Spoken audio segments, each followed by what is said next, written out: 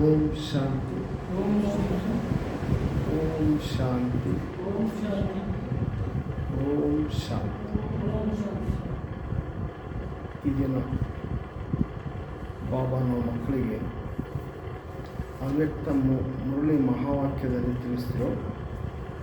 ಈ ದಿನದ ಅವ್ಯಕ್ತ ಮುರಳಿ ಸಾರ ಏನಾಗಿತ್ತು ಅಣ್ಣರೇ? ಸಂಡೇ ಮುರಳಿ ಹೆಡ್ಲೈನ್ ಸಾರ ಏನು? ಪರಮಾತ್ಮ ಪಾಲನೆಯ ಪರಿವರ್ತನಾ ಶಕ್ತಿಯ ಸಹಜ ಪ್ರತ್ಯಕ್ಷ ಸ್ವರೂಪವೇ ಸಹಜ ಯೋಗಿ ಸಹಜ ಯೋಗಿ ಜೀವನ. ಪರಮಾತ್ಮ ತಂದೆ ಸೌಂಡ್. ಪರಮಾತ್ಮ ತಂದೆ ನಮ್ಮ ಮಕ್ಕಳು ಪಾಲನೆ ಮಾಡಿದ್ದಾರೆ. ಅದಕ್ಕೆ ಪ್ರತ್ಯಕ್ಷ ಜೀವನದ ಸ್ವರೂಪ ಯೋಗಿ ಜೀವನ. 3 ಥರ ಪಾಲನೆ ಹೇಳಿದ್ರು ಬಾಬು. ಯಾವ್ಯಾವುದು? ತಂದೆಯ ಪಾಲನೆ, ಉನ್ನತ ಶಿಕ್ಷಣದ ಪಾಲನೆ, ಶ್ರೇಷ್ಠ ಮತ ಪ್ರಾಪ್ತಿ ಮಾಡಿಕೊಳ್ಳುವ ಪಾಲನೆ. 3 ದಿನದಿಂದಲೂ ನೀವೆಲ್ಲ ಮಂಜುನಾಥ್ ಅಣ್ಣವ್ರದ್ದು ಭಗವಾನ್ ಬಾಯಿದು ಕ್ಲಾಸ್ ಕೇಳ್ತಿದ್ದೆ. ಎಲ್ಲ ಚೆನ್ನಾಗಿತ್ತಾ? ಅನುಭವ ಆಯ್ತಾ? ಭಾಳ ಚೆನ್ನಾಗಿದೆ.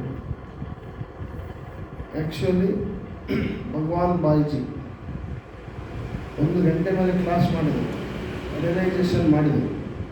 ಆಮೇಲೆ ನಮ್ಮನ್ನೆಲ್ಲ ಎಲ್ಲಿ ಕರ್ಕೊಂಡವರು? ಮಧುವನಕ್ಕೆ ಕರ್ಕೊಂಡವರು. ಮಧುವನಕ್ಕೆ ಓಂ ಶಾಂತಿ ಭವನಕ್ಕೆ ಕರ್ಕೊಂಡೋಗಿ ನಿಲ್ಲಿಸಿದ್ರು. ಎಲ್ಲ ಓಡಾಡಿಸಿದ್ರು, ಅಷ್ಟೇ ಓಡಾಡಿಸಿದ್ರು. ಮಧುವನ ಟೂರ್ ಮಾಡಿಸಿದ್ರು ಮನಸ್ಸು ಬುದ್ಧಿಯಿಂದ. ಓಕೆನಾ? ಇವತ್ತು ಬೆಳಿಗ್ಗೆ ಅಮೃತಿ ಒಳಗೆ ನಾವು ಮಾಡಿದ್ವಿ. ಏನು ಮಾಡಿದ್ವಿ? ಮಧುಬನದಲ್ಲಿ ಬಾಬಾನ ವರದಾನ ಭೂಮಿಯಲ್ಲಿ ಏನು ತಗೊಂಡ್ವಿ? ಮಾತಾಪಿತಾನ ಮಡಿಲಿನಲ್ಲಿ ಮಗುವಾಗಿ ಸ್ಥಿತ. ಯಾವಾಗ ಮಾತಾಪಿತಾನ ಮಡಿಲಿನಲ್ಲಿ ಮಗುವಾಗಿದಾಗ ಅವರು ಸ್ವಯಂ ಭಗವಂತನೇ ಈ ಜನ್ಮದಲ್ಲಿ ಹೊಸ ಜೀವನ ಕೊಟ್ಟು ನಮಗೆ. ಮಗು ಆಗ್ತಿದ್ದಂಗೆ ನಮಗೇನು ಸಿಕ್ತು? ಬ್ಲೆಸ್ಸಿಂಗ್. 3 ಇವತ್ತು ಮುರಳಲ್ಲಿ ಕೂಡ ಏನಿದೆ? 3 ಪಾಲನೆ. ತಂದೆ, ಶಿಕ್ಷಕ, ಸದ್ಗುರು 3 ಮುಖ್ಯ ಸಂಬಂಧ. ಬಾಬಾ 3 ಸಂಬಂಧದಲ್ಲಿ ಪಾಲನೆ, ವರದಾನ. ಅವರ ಸಂಬಂಧ ಪರಮಾತ್ಮನ ಜೊತೆಗೆ ನಮ್ಮದು ಸಂಬಂಧ ಇದೆ. ನಿಸ್ವಾರ್ಥ ಸಂಬಂಧ, ಆತ್ಮಿಕ ಸಂಬಂಧ, ಅಲೌಕಿಕ ಸಂಬಂಧ. ಏನೆಲ್ಲ ನಮ್ಮವು 63 ಜನ್ಮದಲ್ಲಿ ಪಾಪ ಕರ್ಮಗಳಾಗಿದ್ದಾವಂದರೆ ಆ ಪಾಪ ಕರ್ಮಗಳನ್ನು ಸಮಾಪ್ತಿ ಮಾಡೋದಕ್ಕೆ ಪುಣ್ಯ ಕರ್ಮವನ್ನು ಮಾಡಿಸ್ತಾರೆ ಬಾಬಾ. ಆ ಪುಣ್ಯ ಕರ್ಮ ಮಾಡಿಸೋದಕ್ಕಾಗಿ ಬಾಬಾ ನಮ್ಮನ್ನು ತನ್ನ ಮಡಿಲಿಗೆ ತಗೊಂಡ. ಈಗ ಮಾತಾಪಿತಾ ಬಾಪ್ ದಾದ ಮೂರ್ತಿ ಶಿವ ಪಾರ್ವತಿತ ಪರಮಾತ್ಮ ತಂದೆ ಸಾಕಾರದಲ್ಲಿ ಬಂದರು. ನಾವು ಮಾತಾಪಿತಾ ಅಂತೇಳಿ ತ್ವಮೇವ ಮಾತಾ ತ್ವಮೇವ ಪಿತ ತ್ವಮೇವ ಬಂಧು ಸಖ ಎಲ್ಲ ಮಂತ್ರ ಭಕ್ತಿ ಮಾರ್ಗದಲ್ಲಿ ಕೂಡ ನಾವೇನು ಹೇಳಿದ್ವಿ?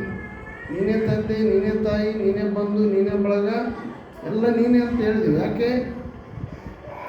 ಈ ಸಮಯದಲ್ಲಿ ನಮಗೆ ಸರ್ವಸಂಬಂಧಿ ಆಗಿದ್ದಾರೆ ಬಾಬಾ. ಯಾಕಂದರೆ 63 ಜನ್ಮದಲ್ಲಿ ನಾವೆನ್ನೆಲ್ಲ ಸಂಬಂಧದಲ್ಲಿ ಬಂದು ವಿಕರ್ಮ ಆಗ್ಯಾವಂದರೆ ಎಲ್ಲ 63 ಜನ್ಮದಲ್ಲಿ ಬರ್ತಕ್ಕಂಥ ತಂದೆ ತಾಯಿ ಏನೆಲ್ಲ ಸಂಬಂಧದಲ್ಲಿ ಬಂದಿದ್ದೀವಿ. ತಂದೆ ತಾಯಿಯಾಗಿ ಜನ್ಮ ಕೊಟ್ಟಿವಿ, ಮಕ್ಕಳಾಗಿ ಜನ್ಮ ತಗೊಂಡಿವಿ, ಅನೇಕ ಸಂಪರ್ಕದಲ್ಲಿ ಬಂದಿದ್ದೀವಿ. ಈ 63 ಜನ್ಮದಲ್ಲಿ ಬಂದ ನಮ್ಮ ಲೀಸ್ಟ್ ನೋಡ್ರಿ, ಎಷ್ಟು ಸಂಬಂಧಗಳು ಬಂದ ಲೀಸ್ಟ್ ಮಾಡಿ. ಎಷ್ಟು ಸಂಬಂಧಿಗಳ ಜೊತೆಗೆ ನಮ್ಮದು ಒಡನಾಟ ಐತಿ. ಅವೆಲ್ಲ 63 ಜನ್ಮದ ವಿಕರ್ಮಗಳ ಖಾತೆ ತೆಲಂಗಾಣೈತಿ. ಆ ವಿಕರ್ಮ ಖಾತೆಗೆ ನಮ್ಮ ಸಂಬಂಧ ಸಂಪರ್ಕದಲ್ಲಿ ಬಂದಂಥ ಆತ್ಮಗಳ ಕರ್ಮಬಂಧನದಲ್ಲಿ ಸಿಕ್ಕಂಬಿಟ್ಟಾರೆ. ಕೆಲವು ಈಶ್ವರ ಪರಿವಾರದಲ್ಲಿ ಬಂದರೆ ನಮಗೆ ಲೆಕ್ಕಾಚಾರ ಐತಿ. ಈಶ್ವರ ಪರಿವಾರದಲ್ಲಿ ಬಂದರೆ ಲೆಕ್ಕಾಚಾರ ನಮ್ಮ ಎಲ್ಲ ಬಾಬನ ಮಕ್ಕಳೇ. ನಾವು ಬಾಬನ ಮಕ್ಕಳು ಆದ್ರೂ ಜ್ಞಾನ ತಿಳ್ಕೊಂಡ್ರೂ ಲೆಕ್ಕಾಚಾರಗಳು ಸೂಕ್ಷ್ಮವಾಗಿ ಸ್ಥೂಲವಾಗಿ ಇದ್ದಾವೆ. ಇನ್ನು ಹೊರಗೂ ಇದ್ದಾವೆ. ಅನೇಕ ಸಂಬಂಧ ಸಂಪರ್ಕದವರು ಅವ್ರು ಬಂದಂಥ ಆತ್ಮಗಳು ಹೊರಗೂ ಇದ್ದಾರೆ. ಅವ್ರ ಲೆಕ್ಕಾಚಾರನು ಕರ್ಮಬಂಧನದಲ್ಲಿ ನಾವು ಡೌನ್ ಆಗೋದಕ್ಕೆ ನಾವೇ ಕಾರಣ ಆಗಿವಿ. ಈಗ ಡೌನ್ ಆಗೋಕ್ಕೆ ಕಾರಣ ಆಗಿವಿ, ಅವ್ರು ಅಧೋಗತಿ ಕೆಳಗೆ ಹೋಗೋಕ್ಕೆ ನಾವು ಕಾರಣ ಆಗಿವಿ ಅಂದರೆ ಅವ್ರ ಮೇಲತ್ತರ ಯಾರು? ನಾವೇ. ಈಗ ನಾವೇ ಅವ್ರನ್ನ ಏನು ಮಾಡಬೇಕು? ಪುಣ್ಯಕರ್ಮ ಮಾಡ್ತಾ ಮನಸ ವಾಚ ಕರ್ಮಣ ಸೇವೆ ಮಾಡಿ ಆ ಕರ್ಮ ಬಂಧನದಿಂದ ಬಿಡಿಸ್ತಕ್ಕಂಥ ಯುಕ್ತಿ ಬಾಬಾ ನಮ್ಮ ಮೂಲಕ ಮಾಡ್ತಾರೆ. ನಿಮಿತ್ತ ಮಾಡಿ ಈ ಇನ್ಸ್ಟ್ರೂಮೆಂಟನ್ನು ಯೂಸ್ ಮಾಡಿ ತಾನು ಮಾಡಿ ಮಾಡಿಸ್ತಾರೆ ಸೇವೆ. ಬಾಬಾ ಜೊತೆಗಿದ್ದಾರೆ ಕಂಬೈಂಡ್ ಆಗಿ. ನೋಡ್ರಿ, ಒಂದು 2-3 ದಿನದಿಂದ ಬರ್ತಕ್ಕಂಥ ಕ್ಲಾಸು ಇಷ್ಟಿದೆ ಅಂತ ಕೇಳಿಬಿಟ್ಟಿವಿ. ಯಾವ ಕ್ಲಾಸ್ ಕೇಳಿದ್ರು ಕೂಡ ಈಗ ನಮಗೆ 1 ಲಕ್ಷ ಕೊಟ್ಟರೆ, ಉನ್ನತ ಲಕ್ಷ ಕೊಟ್ಟರೆ ಅವರೆಲ್ಲ ಹೇಳ್ತದೆ ನಾವು ಮಾಡ್ತಾಯಿದ್ದೀವಿ. ನೀವು ಭಗವಾನ್ ಬಾಯಿ ಚೆನ್ನಾಗೈತೆ ಕ್ಲಾಸ್ ಅಂದರೆ ಓಕೆ, ಚೆನ್ನಾಗಿದೆ. ಯಾಕಂದರೆ ಅವ್ರ ಯೋಗಿಗಳು 25, 30, 40, 50 ವರ್ಷ ಪುರುಷಾರ್ಥ ಮಾಡ್ಯಾರ. ಅವ್ರ ಸ್ಥಿತಿ ಪವರ್ಫುಲ್ ಐತೆ. ಮಧುವನ ಮಹಾಕ್ಷೇತ್ರ, ಒಂದು ಶುಭ ಭಾವನೆ, ಶುಭ ಕಾಮನೆ, ಆತ್ಮಿಕ ಭಾವನೆ, ಅವ್ರ ಮೇಲೆ ಗೌರವ ಐತೆ. ಅವರು ಪುರುಷಾರ್ಥದಲ್ಲಿ ತೀವ್ರಗತಿಯಿಂದ ಸೇವೆ ಮಾಡ್ತಾ ಇದ್ರೆ ಆ ಒಂದು ಸ್ಥಿತಿ. ಅವ್ರು ಇನ್ನೂ 2 ತಾಸು ಇನ್ನು 8 ತಾಸು ಹಗಲು ರಾತ್ರಿ ಅಂತ ಕೇಳಿದ್ರು ನಮಗೆ ಬೇಜಾರಾಗಲ್ಲ. ಯಾಕಂದ್ರೆ ಅವ್ರದಲ್ಲಿ ಏನಿದೆ? ಆತ್ಮಿಕ ಸ್ಥಿತಿ ಐತೆ. ನಾವು ಕುತ್ಕೊಂಡು ಕೇಳೋಕ್ಕೆ ನಮಗೆ ಆ ಆತ್ಮಿಕ ಒಂದು ವೃತ್ತಿ, ಆತ್ಮಿಕ ಸ್ಥಿತಿ, ಆತ್ಮಿಕ ವಾಯುಮಂಡಲ ಸಾಥ್ ಕೊಡ್ತದೆ. ಹೇಳೋದಕ್ಕೂ ಕೇಳೋದಕ್ಕೂ ಬೇಕಾದಷ್ಟು ಸಮಯ ತಗೊಂಡಿವಿ. ಕಾರ್ಯರೂಪದಲ್ಲಿ ಬರಬೇಕು. ಅವರಿನ್ನ ಮಧುಬನಕ್ಕೆ ಓಂ ಶಾಂತಿ ಭವನಕ್ಕೆ ಹೋಗಿ ಸುತ್ತಾಡಿಸಿದ್ರು. ಸುತ್ತಾಡಿದ್ರೆ ಪ್ರಾಪ್ತಿ ಆಯ್ತಾ? ಲಾಭ ಆಯ್ತಾ? ಕೈಯಲ್ಲಿ ಚಾಯ್ ಇಟ್ಕೊಂಡ್ರಿ, ಅದನ್ನು ಸ್ವೀಕಾರ ಮಾಡಿ ಅನುಭವ ಮಾಡಿದಾಗ ಅದರ ರುಚಿ ಗೊತ್ತಾಗ್ತದೆ. ಇರ್ತೀವಿ, ಬೇಕಾದಲ್ಲಿ ಇರ್ತೀವಿ. ಆದರೆ ಇಲ್ಲಿ ನಾವು ಬಾಬಾ ನಮ್ಮ ಮೂಲಕ ಏನು ಮಾಡಿಸ್ತಿದಾರ? ಇವತ್ತು ಮಹಾರಥಿಗಳು ಕೂಡ ಮುಂದಿನ ಸಮಯದಲ್ಲಿ ಒಪ್ಪಿ ಈ ಸ್ವಮಾನಗಳನ್ನು ಮಾಡೋಂಥದ್ದು ಒಂದು ಸಮಯ ಆಸನ ಆಗ್ತದೆ. ಎಲ್ಲರೂ ಒಂದೇ, ನಮ್ಮ ಮುಂಜಾನೆ ಕೂಡ ಎಲ್ಲರೂ ಒಂದೇ ಸಂಕಲ್ಪ ಆಗಬೇಕು ಒಂದು ಅನುಭವ ರೂಪದಲ್ಲಿ ಹೇಳಿದರು. ಓಕೆ, ಒಂದೇ ಸಂಕಲ್ಪ ಅಂದರೆ ಏನು?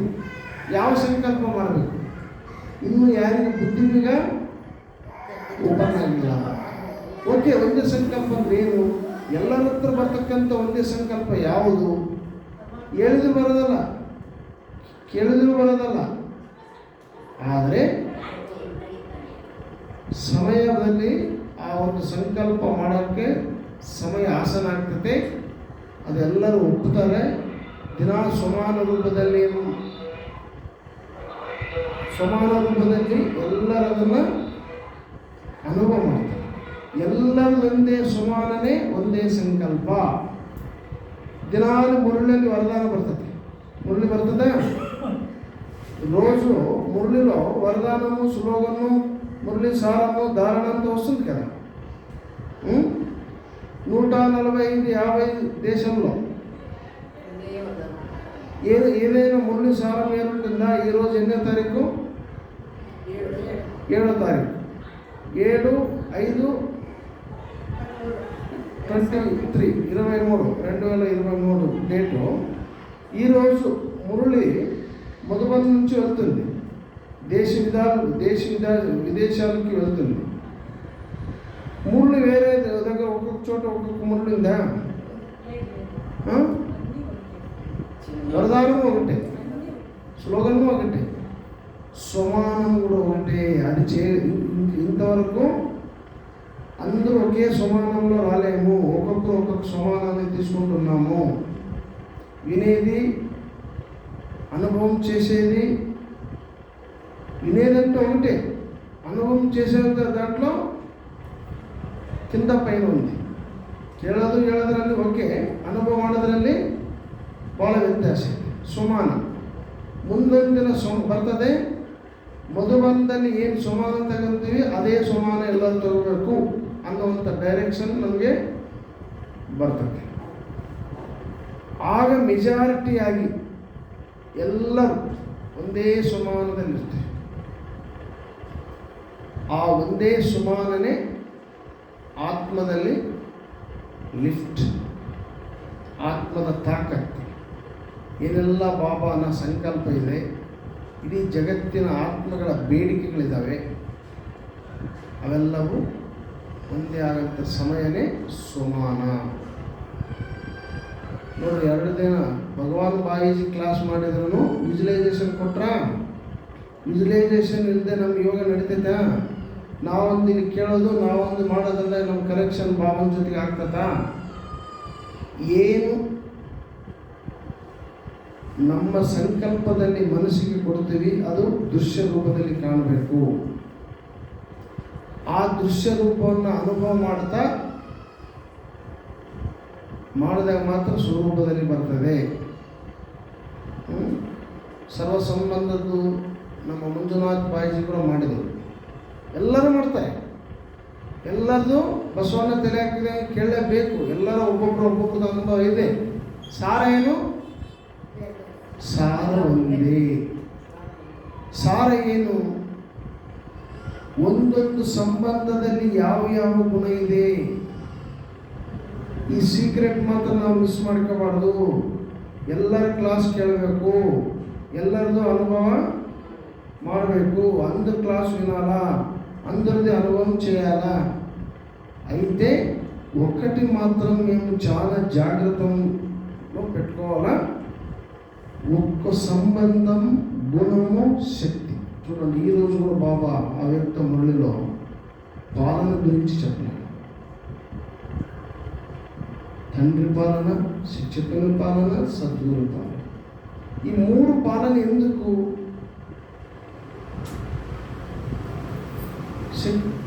పరమాత్మని చేతిలో, శంకరుని చేతిలో ఏముంటుంది? త్రిశూలం ఉందా? శక్తి చేతిలో ఏముంది? శక్తి చేతిలో కూడా త్రిశూలం ఉంటుంది. త్రిశూల ఎవరు? శుంభ నిశుంభ. దసహరా విన్నారు కదా, దసహరా చేస్తాము పురాణాల్లో. ఆ సమయంలో దేవి పురాణం అని చెప్పి లాస్ట్కి దసహరా అసురుని ఉదయితుంది. త్రిశూలం, త్రిశూలం నుంచి ఏమవుతుంది? త్రిశూలాన్ని దేవి ఏం చేస్తుంది? ఉగ్ర రూపాన్ని ಅವತಾರ చేసి ಆ ದೇವಿ ಏನು ಮಾಡ್ತಾರೆ? ಅಸುರನ ಸಂಹಾರ ಮಾಡ್ತಾರೆ. ಯಾವುದರಿಂದ? ತ್ರಿಶೂಲ. ಏನು ಆ ತ್ರಿಶೂಲ? ಯಾವುದ್ರದ್ದು ಸಂಕೇತ? ಈ ಪಾಲನೆ ಏನು ಕೊಡ್ತಾ ಇದ್ದಾರಲ್ಲ ಬಾಬಾ, ತಂದೆ, ಶಿಕ್ಷಕ, ಸದ್ಗುರು. ಈ ತ್ರಿಶೂಲ ದೇಹ, ದೇಹ ಸಂಬಂಧ, ವಸ್ತು, ವೈಭವ, ಪದಾರ್ಥ ಏನೆಲ್ಲ ನಮ್ಮದು 63 ಜನ್ಮದ ಲೆಕ್ಕಾಚಾರ ಇದೆ, ಅದನ್ನು ಸಮಾಪ್ತಿ ಮಾಡೋದಕ್ಕೆ 63 జన్మాల వికర్మాల ఖాతా సమాప్తి చేసేదానికి తండ్రి, శిక్షక, సద్గురు 3 ముఖ్య సంబంధాలతో బాబా పాలనిస్తున్నారు. ఆ సంబంధాల్లో సర్వ సంబంధాల రసం ఉంది. ఆ సర్వ సంబంధాల ప్రాప్తి లాభాన్ని తెలుసుకుంటే ఏమవుతుంది? సర్వగుణాలు, సర్వశక్తి, సర్వప్రాప్తి నుంచి సంపన్నమవుతామంటే మాయాజీత్, మన్జిత్, జగజ్జీత్. మాయ మీద విజయాలు ఇవ్వాలంటే ఈ 3 పాలనానికి రిటర్న్. ఈరోజు మురళి ఉంది కదా, సార రూపంలో ఉంది. దానికి రిటర్నే మన స్థితి, మన స్వభావ, సంస్కారాలు అన్నీ సమాప్తి అయ్యేది. అందుకే మేము ఎంత విన్నామంటే కూడా మురళి వింటున్నాము, క్లాసులు వింటున్నాము, అనుభవం చేస్తున్నాము, అంత చేస్తున్నాము. పరిస్థ యోగం, ఆ యోగం, ఈ యోగము, దృష్టి యోగము, పంచస్వరూపము, డ్రిల్లు ఓకే. ఎందుకంటే మనసుకి ఒకే అనుభవం చేసే మాట వినదు. ಅಭ್ಯಾಸ చేస్తున్నాము. దాన్ని ಅದಂ అంటే ಏನಂತಾರೆ? ಅದಕ್ಕೆ ತಗೊಂಬರ್ಬೇಕಪ್ಪ ಅಂದರೆ ಮನಸ್ಸನ್ನು ಅಧ ಮಾಡ್ಕೋಬೇಕಪ್ಪ ಅಂದರೆ. ಅದಕ್ಕಾಗಿ ಅನೇಕ ಸ್ವರೂಪಗಳನ್ನು ಟೇಸ್ಟ್ ಅಂದ್ರೇನು ಅನುಭವ ಮಾಡ್ತಾ ಇರಬೇಕು. ಮುಖ್ಯವಾಗಿ ಇದನ್ನು ತಿಳ್ಕೊಂಡ್ರಿ, ಸಂಬಂಧ, ಗುಣ, ಶಕ್ತಿ ಏನು ಮ್ಯಾಚ್ ಮಾಡಿ ಅನುಭವ ಮಾಡ್ತಾ ಇದೀವಿ ಅದನ್ನು ಮಾತ್ರ ಯಾವತ್ತೂ ಮರಿಬಾರ್ದು. ಯೋಗದಲ್ಲಿ ನಾವು ಏನು ಪ್ರಯೋಗ ಮಾಡಬೇಕಪ್ಪ ಅಂದರೆ ಅದನ್ನೇ ದಿನಾಲೇನು ಸ್ವಮಾನದಲ್ಲಿ ಬರ್ತಾ ಇದೀವಿ, ಆ ಸ್ವಮಾನ ಪರಿಪಕ್ವವಾಗಿ ಅದೇ ಸ್ವಮಾನನ ನಾವು ಎಲ್ಲಿದ್ರೂ ತಗೋಬೇಕು. ಯಾಕಂದರೆ ಸಾಗರ ತಂದೆ ಗುಣದಲ್ಲಿ ಯಾರು? ಬಾಬಾ ಸಾಗರ. ಆ ಸಂಬಂಧದಲ್ಲಿ ಆ ಗುಣ ವಿಶೇಷತೆ ಇದೆ. ಆ ಗುಣನ ಸ್ವರೂಪದಲ್ಲಿ ತರ್ತಕ್ಕಂಥದ್ದೇ ಸೋಮಾನ. ದೇಹಾಭಿಮಾನದ ಮೋಡ ಅಡ್ಡ ಬಿದ್ದುಬಿಟ್ಟದೆ. ಅದನ್ನು ದೇಹಾಭಿಮಾನದ ಮೋಡ ತೊಡಗಬೇಕಪ್ಪ ಅಂದರೆ ಗ್ರಹಣ ಇಡದದೆ. ದೇಹಾಭಿಮಾನದ ಗ್ರಹಣ ಬಿಡಬೇಕಪ್ಪ ಅಂದರೆ ನಾನು ಆತ್ಮಾಭಿಮಾನ, ಸ್ವಮಾನ, ನನ್ನ ಸ್ವಮಾನದ ಸ್ಥಿತಿ ನೋಡಿ. ಜ್ವಾಲಾ ಸ್ವರೂಪ ಯೋಗ. ಜ್ವಾಲಾ ಸ್ವರೂಪ ಅಂದ್ರೆ ಏನು? ನಿರಂತರ ಏನು ಸಂಕಲ್ಪ ಕೊಡ್ತಿದ್ದೆ ಮನಸ್ಸಿಗೆ ಅದನ್ನೇ ಕೊಡದೆ ಜ್ವಾಲೆ. ಯಾವ ನೋಡಿ, ಬೆಂಕಿಯನ್ನು ಮಾಡುತ್ತೆ. ಬೆಂಕಿ ಹಚ್ಚೋ ಟೈಮಿಗೆ ಏನು ಮಾಡುತ್ತೀವಿ? ಈಗಂತೆಲ್ಲ ಸಾಧನಗಳಿದಾವೆ. ಮೊದಲು ಒಲೆ ಹಚ್ಚಬೇಕು, ಬೆಂಕಿ ಮಾಡಬೇಕಪ್ಪ ಅಂದರೆ ಕಿಚ್ಚಿರ್ತಾ ಅದನ್ನು ಸ್ವಲ್ಪ ಜಾಗೃತ ಮಾಡ್ತಾ ಮಾಡ್ತಾ ಮಾಡ್ತಾ ಮಾಡ್ತಾ ಅದು ಕಿಚ್ಚು ಹತ್ತಿತ್ತಂದರೆ ಉರಿಯೋದಕ್ಕೆ ಸ್ಟಾರ್ಟ್ ಮಾಡಿ ಜ್ವಾಲೆ ರೂಪ ಆಗ್ತದೆ. ಅದಕ್ಕೆ ನಾವು ಮಾಡತಕ್ಕಂಥದ್ದನ್ನು ಯಾರು ಕಲಿಸೋದಕ್ಕೆ ಸಾಧ್ಯ ಇಲ್ಲ. ಹೈಯೆಸ್ಟ್, ರಿಚೆಸ್ಟ್, ಓಲಿಯೆಸ್ಟ್ ಸ್ಥಿತಿಗೆ ತಲುಪಿಬಿಟ್ಟಿವಿ. ಆದರೆ ಎಲ್ಲರ ಸಂಬಂಧ ಸಂಪರ್ಕದಲ್ಲಿ ಬರ್ತಕ್ಕಂಥ ಲೆಕ್ಕಾಚಾರ ಪಾಲನೆ ಕೊಡೋದು ತಗೊಂಬಂದೈತಿ. ನೋಡಿ, ಇಲ್ಲಿ ಮಹಾರಥಿ ಬಂದು ಇಲ್ಲಿ ಕುತ್ಕೊಂಡು ಕ್ಲಾಸ್ ಮಾಡ್ತಾರಂದರೆ ಈ ವಾತಾವರಣ ಕೇಳೋರಿಗೂ ಹೇಳೋರಿಗೂ ಪರಿವರ್ತನೆ ಮಾಡತಕ್ಕಂಥ ವಾತಾವರಣ ಇದು. ಹೇಳೋರೇ ಬುದ್ಧಿವಂತರ. జ్వాలాయోగం అంటే మనసుకి ఏం సంకల్పం ఇస్తామో దాన్ని రిపీట్ అదే సంకల్పంలో స్థితం అవ్వాలి. ఇప్పుడు సమానం చూస్తాం, సమానం రోజు సమానం తీసుకుంటాం. ఆ సమానంలో స్థితం అవ్వాలా, దాన్ని అనుభవించాలి. రోజు ఒక సమానం అది రిపీట్ అవుతుంది. యాక్చువల్లీ ఆత్మ స్వధర్మం అంటే శాంతి. స్వధర్మం అంటే ఇది శాంతి. ఓకే, శాంతి ఒకటి స్వధర్మం కాదు. ఆత్మ ధర్మాలు 7 గుణాలు: ఆనందం, సుఖం, శాంతిం, జ్ఞానం, స్నేహం, పవిత్రం, ప్రేమ. ఈ 7 గుణాల్లో ఆత్మిక ధర్మాలు, ఆత్మిక గుణాలు. ఈ గుణాన్ని స్వరూపంలో తీసుకొని రావాలి. నిరంతరం మేము సమానంలో వస్తున్నాం ఏమంటే రిపీట్ అవుతుంది. అది ఆ రిపిటేషన్ మనకి యాక్టివ్. మనలో ఉన్న ఆత్మ ఛార్జ్ అవ్వాలంటే ఏం చేస్తాం? మొబైల్ ఛార్జ్ చేస్తాం. అలాగే బాబాతో కనెక్షన్ చేసుకొని మేమేం చేస్తున్నామంటే ఛార్జ్ చేసుకుంటాం. ఏది పాయింట్? శక్తులు అంటే 8 అష్టశక్తులు. ఒక్కొక్క పాయింట్ని ఛార్జ్ చేసినప్పుడు యాక్టివ్ అవుతుంది. ఈరోజు ఏ సోమవారం?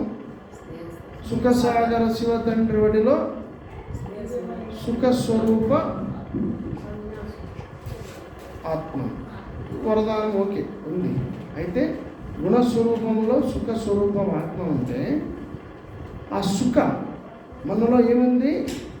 ఆ సుఖాన్ని అనుభవించే ఒక సంస్కారం ఉంది, గుణధర్మం ఉంది. అదేమవుతుంది? యాక్టివ్ అవుతుంది. ఈరోజంతా మేము ఆ సమానంలో ఉంటూ దాన్ని అనుభవం చేస్తామంటే ఆ పాయింట్ యాక్టివ్ అవుతుందంటే మనకి నిర్ణయ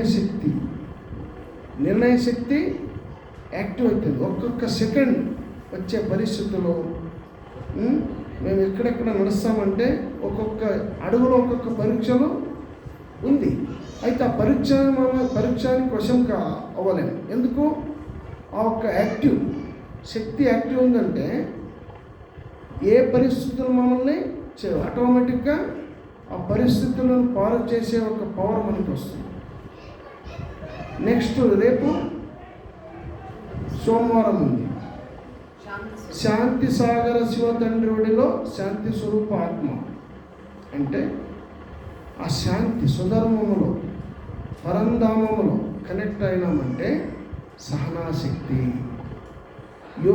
యోగి జీవనానికి ఆధారమే సహనే యోగికి శృంగారం, సహన యోగికి శృంగారం. ಯೋಗಿಗೆ ಶೃಂಗಾರ ಮುಖ್ಯಂగా ಏದಿ ಸಹನ.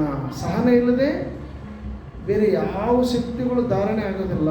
ಸ್ವಧರ್ಮದಲ್ಲಿ ಸ್ಥಿತ ಆಗಬೇಕು, ಸಹನಾ ಶಕ್ತಿ ಆ್ಯಕ್ಟಿವ್ ಆಗ್ತದಂದರೆ ನಾವೆಷ್ಟು ಸಮಾನದಲ್ಲಿ ಶಾಂತಿ ಸ್ವರೂಪದಲ್ಲಿ ಸ್ಥಿತ ಆಗಿ ಆ ಶಾಂತಿ ಕಿರಣಗಳನ್ನು, ಆ ಶಾಂತಿ ಖಜಾನೆಯನ್ನು ನಾನು ತುಂಬಿಕೊಳ್ತೀನಿ, ಇಡೀ ಆತ್ಮಗಳಿಗೆ ತುಂಬ್ತಾ ಇದ್ದೀನಿ, ವಾಯುಮಂಡಲಕ್ಕೆ ಹರಡಿಸ್ತಾ ಇದ್ದೀನಿ, ಸೂರ್ಯ ಚಂದ್ರ ನಕ್ಷತ್ರ ಗ್ರಹಮಂಡಲವರೆಗೆ ತಲುಪಿಸ್ತಾ ಇದ್ದಾನೆ. ಅಂದರೆ ಈ ವಾತಾವರಣವನ್ನು ರಚನೆ ಮಾಡೋದು ಯಾರು?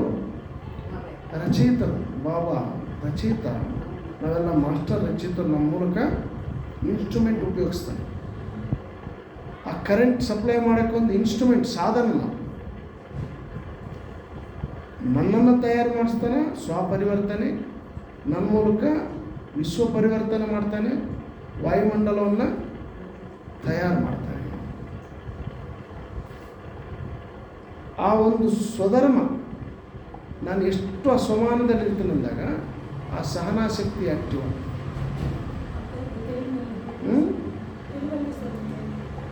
తెలుగు అందరికి అర్థమవుతుంది కదా. ఈరోజు తెలుగు క్లాస్ చేసేస్తాం.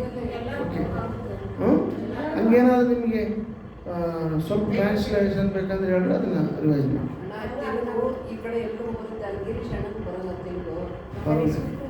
అన్నయ్య ఉంటుంటారులే, రోజు క్లాస్ ఉంటుంటారు. ఓకే, ఇప్పుడు మనం ఏం చెప్తున్నాం ఇప్పుడు. నెక్స్ట్ సోమవారం అయింది, మంగళవారం వచ్చింది.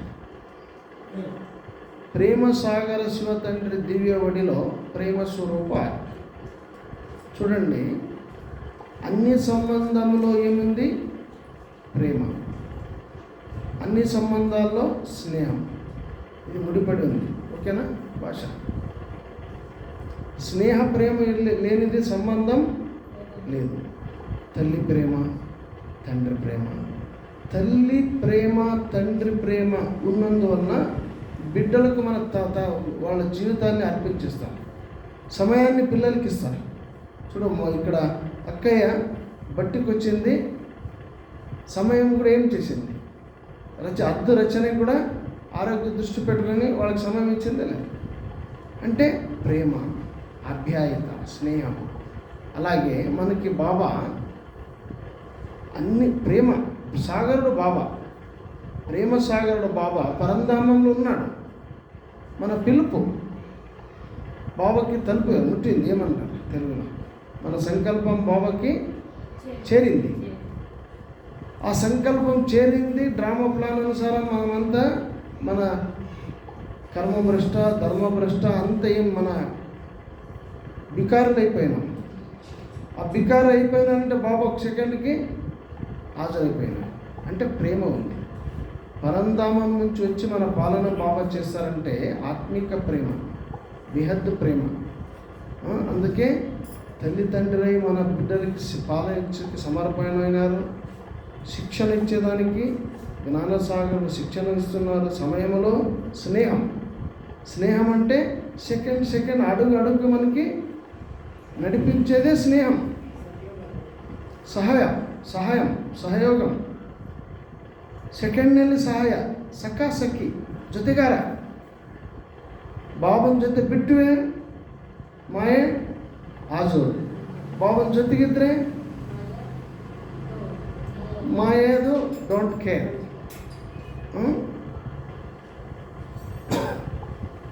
ಸ್ನೇಹ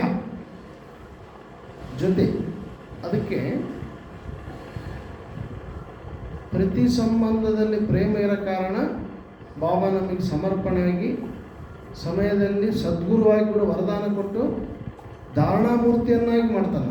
ಧಾರಣೆ ಮಾಡ್ಕೊಂಬದಕ್ಕೆ ಧಾರಣೆ ಮಾಡಿಸಿ ಸದ್ಗುರುವಾಗಿ ಕೂಡ ನಮಗೆ ಬಲಿಯಾರಾಗಿದೆ. ಮತ್ತು ಇನ್ನು ಎಲ್ಲ ಸದ್ಗುರುವಾಗಿ ಬಲಿಯಾರಿ ಆದಮೇಲೆ ನಮ್ಮ ದೃಷ್ಟಿ, ಮಾತು, ಕರ್ಮ ಎಲ್ಲ ಪವಿತ್ರ ಆದಮೇಲೆ ಪ್ರೇಮ ಸ್ವರೂಪ ಬಲಿಹಾರಿನೇ ಆಗಿಬಿಟ್ಟು ಸರ್ವ ಖಜಾನೆಗಳು ನಮಗೆ ಚಾವಿ ಸಿಕ್ಬಿಡ್ತು. ಯಾವುದಕ್ಕೆ ಸಿಕ್ತು? ನಾನು ಎಷ್ಟು ತನು ಮನ ಧನದಿಂದ ನಾನು ಬಾಬನಿಗೆ ಸಮರ್ಪಣೆ ಆಗಿದ್ದೇನೆಂದರೆ ಬಾಬು ಕೂಡ 100% ಬಲಿಹಾರಿ. ಆ ಸ್ವರೂಪದಲ್ಲಿ ಸ್ಥಿತ ಆಗ್ಬಿಟ್ಟು. ಅದಕ್ಕೆ యారదే క్లాసుకు వెళ్ళి యారదే అనుభవంకి వెళ్ళి అనుభవాలు వింటున్నాము, క్లాసులు వింటున్నాము, సారము ఒకటే. మేము మాత్రం ఒక గమనానికి ఒకటి తీసుకొని రావాలా, గుణం, సంబంధం, శక్తులు. ఈ మ్యాచింగ్ ఏముంది కదా, ఈ మ్యాచింగ్ ఎవరు మనకి నేర్పిలేరు. బాబా మనకి ఇక్కడ స్పెషల్గా నేర్పించినారు. మేము అందరికీ నేర్పాలి. పెద్దవాళ్ళు చిన్నవాళ్ళు ఇక్కడ వస్తారు, ఇక్కడ ఏం చేస్తామనేది వాళ్ళకు కూడా మేము తెలియపరచాలి.